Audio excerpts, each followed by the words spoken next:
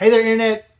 Keeve here, and welcome to the Cars with Keeve YouTube channel. And in this video, we're going over the 2024 update of my dream garage, wash bay, whatever you want to call it. There's been many subtle changes over the last year. Some of them you may have seen in the background. I just didn't want to mention them because I wanted to make sure they worked, like the split AC system up there. I want to make sure it went through a full hot season and cold season before I even would suggest that as an option. Many other things, we've added extra lighting, we've added more cabinets, we've added some more tools, we've changed our wash setup a little bit, we've changed quite a bit. And Heidi usually isn't in here for these videos, but I figure Heidi is a part of this garage. She's what started this channel, so you know, she's the queen, she gets what she wants. She wanted to be in a video, so. Now we got a lot to go through, so there'll be a link in the description below for just about anything that I can think of in this video. So let's get right into it. So this is the first corner, and normally this has really not been in the videos because it's really not a part of the garage. This is more the storage area, but I needed extra room, and a lot of these tools and stuff are used throughout the videos. So we've added a new cabinet, and don't worry, I'm going to have B-roll for all this. That way you can show it up close, but I put up this new, I had this actually for phase one, I just never put it up because it didn't work where I wanted it to go. So I put it over here. All of our Ryobi 40-volt batteries, our 6 amps, our 4 amps, and even some of our 2 amps. We have 4 of their fast chargers right here. I don't have this one plugged in because it makes a little bit of noise when it's going. We have our 18-volt battery chargers here as well. We have a Ryobi Link bin. That's part of an entire Ryobi Link system here. We have storage up top that holds all of our tools, and on the bottom that holds even more tools. I just got so many, it's crazy. The compressor was in a previous video, but that's right here now. We have our retractable reel right here. Right here is a DeWalt Tough System 2.0. That's kind of a teaser for many of you who have been wondering if I'm ever going to make a mobile cart video again. Well, yes, this is mobile cart version 6, a ultimate compact storage system for pressure washer setup. Basically completely set up and ready to go from inside here. Just by opening up the lid, you'll be able to get hose reel, pressure washer. So if you're in an apartment, like, you'd be able to just take this down to the garage, or you travel, you don't have much room. I think it's gonna be really good.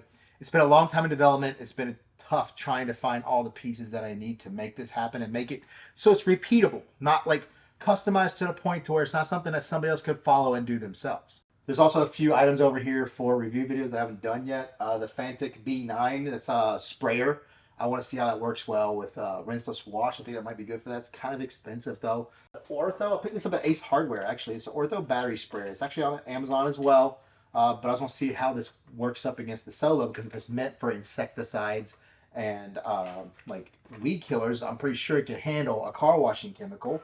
You just push the button, it sprays, and this operates off of AA batteries and not rechargeable. Down here I have a couple of these Silver Bullet collapsible hoses. And why do I have that? Well, got a lot of yard work to do this year. Plugs, I've got a bunch of sod, a bunch of sand, and I'm going to use those around the yard. I'm not going to do a video into those until I do some really comprehensive testing over months of durability and that kind of stuff, see how well they work. Well, time for some of the mobile things that are in the garage that are new. The workbench. You've seen this in many, many, many videos. This has been a really good investment for me to present things better rather than sitting on top of like a wash cart. So in these drawers is every tool and every quick connect, everything that I can think of that I would need for a video right in front of me, so I don't have to go all over the place. And right here is my new Viper chair. The cheapest of the cheap Viper chair. The Robust Sport got back in stock. They had $2,500 off coupon, so I got for $375.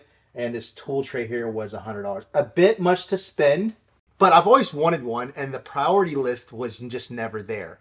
But the garage is like to a point to where there isn't much left to do other than review products for videos. So the garage is like done. And now I'm down to the bottom of my list of priorities, and the Viper chair was definitely one of them. I was using a red Harbor Freight stool for about 4 years, and the feeling is totally different. Like, makes you have better posture. I'm telling you, just they're really, really good. $400 good? I don't know, but I mean that's what you got to spend to get them.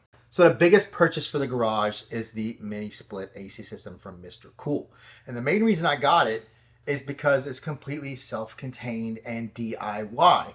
I didn't want to have to buy one for $1,500 to $2,000 and then have to pay an HVAC technician to come out for another, I don't know how much they charge, another $300 to $500 to pressurize the system and set it up, because most of them, they have to be done by HVAC technician unless you have the tools, the pressurizing tools. And myself, not something I trust myself to use.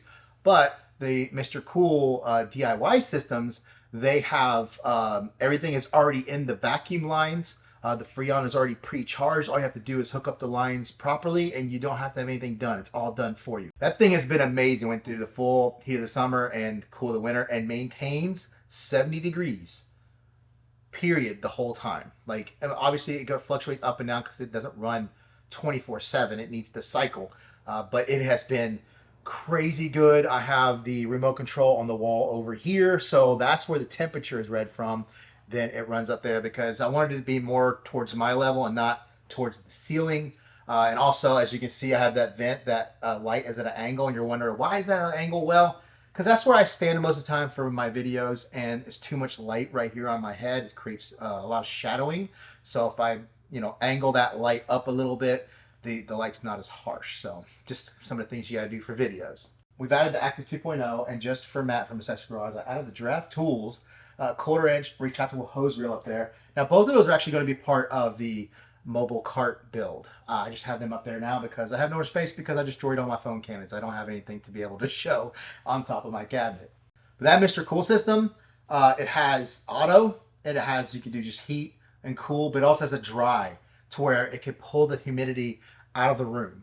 Obviously, when you pull the humidity out of the air, obviously it cools the air as well, so you have to kind of regulate your temperature sometimes. But that's the best investment I ever made. I think it was about $1,250. I think it's, I can't remember if it's a Gen 4 or Gen 5, but obviously I'll link it below. The install was very easy. I did not film that because like I said, I just wanted to make sure I did it right and it worked right. You can see how the hoses comes out of the unit, goes all the way down here. I run them down the wall and then outside. Usually when you run a split AC, it's up against the wall and the wires and hoses go right through the back, so you really never see anything. But in order to center this in the room, I had to run it that way. If I would have ran it on the wall on this side of the house, it would have been completely exposed to the road and it would have looked not so good. But by running it inside the garage and down and through the hole in the wall underneath the porch, worked much, much better. So this is the other half of the mrcool system. This is your condensing unit. You see it's much smaller. It's a small footprint. I don't even have it anchored down. I really should. But we ran the wiring and the hose and everything through the wall here to the system. Also wired in a 20 amp shutoff, so just in case somebody wants to come work on it and they can't get in the house, they can just pop that out and lose power to it. So now we're in this corner of the garage, and first thing we did over here is we added another storage cabinet. There used to just be two here, side by side, real close, with more room on the side of the windows. So now we moved some down that way. We took the trash can that was on that side, we put it over here in the corner. Our ladder is over here now as well. We added a bunch of stuff to the top of the cabinets. We have all of our review hoses up here. We have the Uber Flex, even hoses that I bought and did not like the Blue Shield polyester 1/4-inch. I don't think that's that big good of a hose. The essential washer, we have all of our original filters. We have original retractable reels, added the 2 Ryobi Bluetooth speakers. We have trophies from years ago, but the biggest thing is the storage on this side. And also, we finally tinted that window. I remember that the window on this side was tinted, but this one was not. Finally got around to it. Now we're over in this corner. The biggest thing is we've added these shelves over here. We moved the hood down a little bit in front of the window. We're kind of blocking the window now. Over here we now have our pre-diluted brake buster and our incredible suds. We have our Rags to Riches pump sprayer and our All Cleans on the back there. Our IK foam sprayer with the e-foamer attachment. We have our Amazon sprayers and our other IK sprayer with the air pump on it, and our Gilmore hose-in sprayer. I love these shelves because I could set it on the wall. It's got the notches. I put the plates in there. I have my mesh shelves, so that way if something leaks, it goes all the way to the floor. It doesn't stay on the shelf. I just really like them, and I can move them up and down. I can make them as far apart as I want. I don't have to keep drilling holes into the wall. I know many of you say all the time, I'll even buy you a stainless steel shelf if you just put it up on the wall, but it goes with the white and it works really, really good. Above us here is another big change. You can see how many lights are up here now. This is more lights than actually was in the original garage. I only had 6. The problem with that is when the garage door was up, it would cover 3 of those lights, and I'd only have 3 lights on the other side. And we've added 5 more lights. I bought a 6-pack of those LED panels that I use. They're actually really good price, like $200 for 6 of these. And you can change it for 3K, 4K, 5K. You can change it from 10 watt, 20 watt, 30 watts. So you can kind of adjust everything. But the reason I don't have one kind of over here, I don't know if you can see it, but there's, out of the whole pattern, one is missing because it's too close to the wall. And when the light's too close to the wall, you have a lot of light that bounces back off the wall, and it just doesn't look right when you're filming.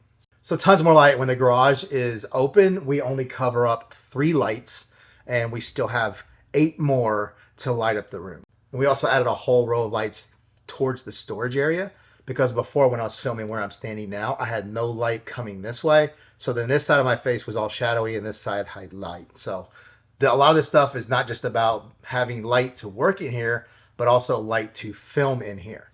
I also added these 2 lights in the storage area, so that way I can get light into the back of the storage area, but also light coming across the room into the garage to, like I said before, allow a lot of light for good filming. I replaced the Active 2.0 with the AR630 when I picked up that review unit to be able to understand the $600 to $800 price range when it comes to pressure washers, because Active has 2.3 coming, Big Boy has their pressure washers coming. I really wanted to understand, if I reviewed those, like, I still need to review what's considered the best in that price range, plus the Comet 1700 I did a review on as well. It's so freaking good.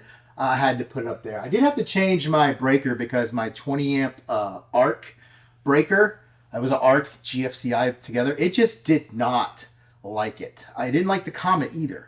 I changed it to a 20 amp single pole without the arc built in, just GFCI, and it works perfect now. I guess the arc is just a little sensitive to the European wiring maybe, but anything else that we changed on this setup, water drop down here at the bottom that has the carbon filters in it. I did DI as a review, but I took those filters out and I put carbon filters in the bottom because that amazing bypass. So we have, it always goes through the carbon for everything that I do. It runs 24/7 because I do sometimes get some calcium buildup on some of my fittings when I'm not running that. Maybe even chlorine, and it rusts some fittings. So I needed to kind of limit that, and it's way better now. And obviously it makes the resin last a little bit longer because that chlorine's not killing the resin. But we have the Elay sprayer. I actually just did a video on that. It's doing quite well. People really loved it. They really wanted me to review this. I've known about it for a year. I even asked them about it, and they didn't give out free products. And at the time, I was really struggling on the channel. I was spending tons of money on the garage and everything, and I was way deep in debt.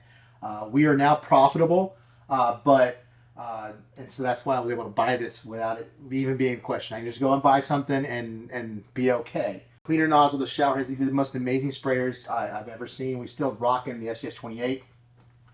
The fixed fans with the blue shield Kevlar, just amazing stuff. The CR Spotlights is still working awesome. This setup may change at some point whenever I try out a new DI system. Big Boy has one coming out. On the wall, so since the drop video, we now have a new foam cannon, which is really just a Frankenstein of an MJJC Pro V2 top and a Griots bottle with a Griots cap, because we know that the Pro V2 cap got destroyed on the, I don't know, probably 18-foot drop test finally, but the manifold is still good. This amazing bottle right here from Griots and this cap, all together is just a really good combo. Also down here we have the Brilliant Finish. The stainless steel hose coming into the AR630 has that elbow from the Comet video. This just works really awesome. Now up here you'll see something that you've probably never seen before. Before I had 2 elbows creating like a U that allowed the Active 2.0 hose to come this way. It looks really good with the other hose, but the AR630 doesn't really allow for that. But what I saw is I could run the hose through the handle, and if I added a swivel fitting right here between the 2 elbows, it allows me to stretch it out. But not just that, the 2 U's was too fixed of a position, and the quick connect really couldn't fit just right. So adding the swivel between the 2 not only allowed me to stretch them further apart, but also to twist it just a little bit, so I could twist the top in one direction and I could have the elbow in another direction. It allowed me that, you know, looseness that I needed for the quick connect to go in really well. That worked out awesome. It allows me to have that hose come in through the back and have no hoses right out here in the front. Now behind me is the last piece, and that was to finally link up all the drains and allow it to drain down the driveway properly. Now it's overexposed because the sun is really harsh on the side of the house this time of day, but the B-roll will look really good. But I needed that because the drains were actually lower than the driveway, and the water would just kind of pool there. So now I've dug a little channel out. Now I know this is a sore for many people. They hate my drain system. Why don't you just do a regular one? Well, this is what I wanted to do, and it works. I think it actually came out pretty good. I didn't mess with the structural integrity of the garage by digging down to the rebar. I only dug, you know, not even much more than an inch or inch and a half. So it does really well. That's the 2024 update from my dream garage slash wash bay. There may be some things I missed. There may be some things that have been here the whole time that showed up in the video, but that's basically it. I mean, there's not much going on from here on out with the garage unless if I pick up a product that's really good. It may replace something that's already being used in a garage. Now we'll be doing an updated 2024 wash process video as well. So don't forget to like, comment, subscribe. Check the links below for anything in the video, and I'll see you in the next video. Draft tools, extension, draft tools, I can't say it. 1/4 inch extension. We've added point. Obviously when you pull the now we're on this corner of the garage, and immediately so now we're in this corner of the garage, and I don't know if you remember. Now we're in this corner. Now we're in this corner of the garage, and the sun is coming right through that window on my face. It doesn't really matter. Stupid sun. Ah, god dang. Oh. Holy crap. My knees. Focus. Come on, I'm right here. What do I gotta do here? What do I gotta do? Ah. Now you know where I am.